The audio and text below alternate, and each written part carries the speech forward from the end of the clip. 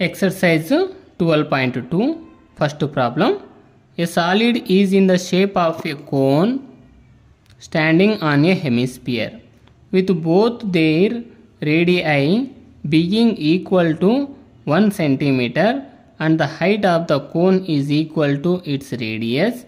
Find the volume of the solid in terms of pi.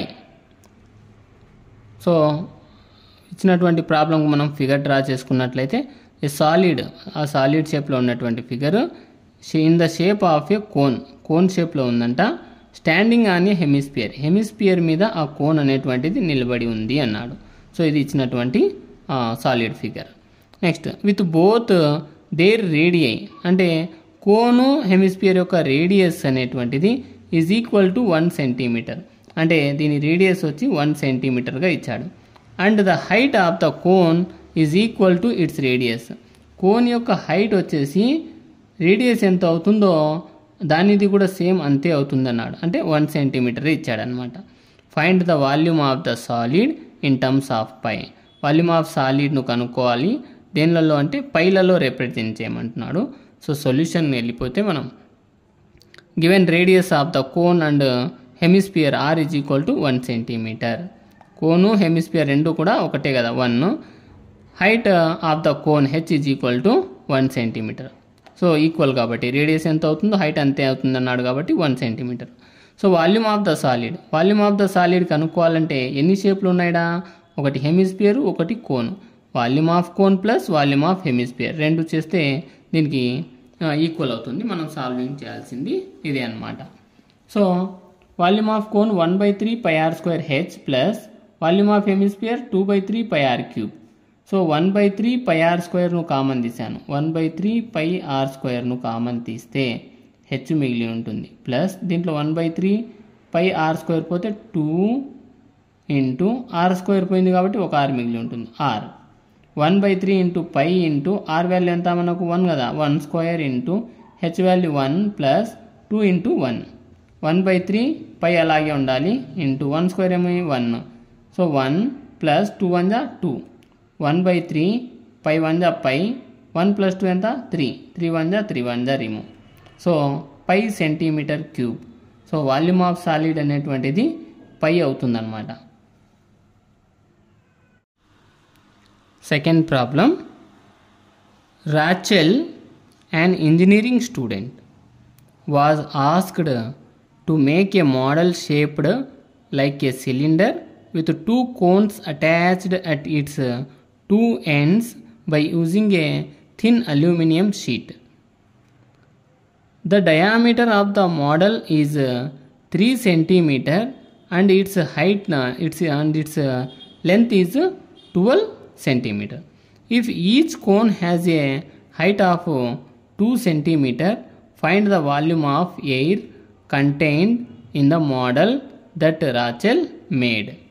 So ఇక్కడ ఇచ్చినటువంటి problem understand చేసుకోవాలి. Rachel and engineering student. Rachel అనేటువంటి అతను ఒక ఇంజనీరింగ్ స్టూడెంట్. వాజ్ ఆస్క్డ్ ఆయనకు ఒక మోడల్ ఇచ్చారంట. Was asked to make a model shaped. ఒక మోడల్ ఇచ్చారు తయారు చేయమని. లైక్ ఏ సిలిండర్ షేప్లో ఉండాలి.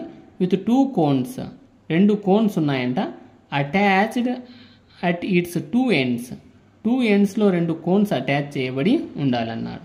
By using a thin aluminium sheet. పల్చని అల్యూమినియం షీట్ ఇచ్చాడనమాట. ఇచ్చి the diameter of the model is 3 centimetres. అంటే ఆ మోడల్ యొక్క డయామీటర్ వచ్చేసి 3 సెంటీమీటర్స్ ఇచ్చాడు. ఇది 3 అయినప్పుడు ఇది కూడా 3నే అవుతుంది. And its length is 12 centimetre. అంటే ఆ మోడల్ యొక్క టోటల్ హైట్ అనేటువంటిది 12 సెంటీమీటర్స్ ఇచ్చాడనమాట. If each cone has height, each cone of height, cone యొక్క హైట్ ఈచ్ వన్ 2 సెంటీమీటర్. ఇది 2 ఇది 2నే. టోటల్ ఎంత 12. 12లో 4 సబ్ట్రాక్ట్ చేస్తే అప్పుడు సిలిండర్ యొక్క హైట్ 8 వస్తుందా? కంపల్సరీ వస్తుంది. So find the volume of air contain in the model that Rachel made. అంటే ఈ షేప్లో ఉండేటువంటి దీంట్లో ఎంత ఎయిర్ ఉంటుందో ఫైండ్ అవుట్ చేయమంటున్నాడు. ఎప్పుడైతే ఇట్లా ఇచ్చాడో వాల్యూమ్ ఫైండ్ అవుట్ చేయాల్సి ఉంటుంది రిక్వైర్డ్ ఫిగర్. సో మనకు ఇచ్చినటువంటివి రాసుకున్నట్లయితే ఫిగర్ డ్రా చేసాము. దాని గురించి కోన్ గురించి చెప్పుకుందాం. Cone portions. సో సిలిండర్ యొక్క డయామీటర్ 3 అయినప్పుడు కోను కూడా అదే డయామీటర్ అవుతుంది. So diameter D is equal to 3 centimetre. Radius ఏమవుతుంది, హాఫ్ ఆఫ్ డయామీటర్ కాబట్టి 3/2 అవుతుంది, 3/2 సెంటీమీటర్.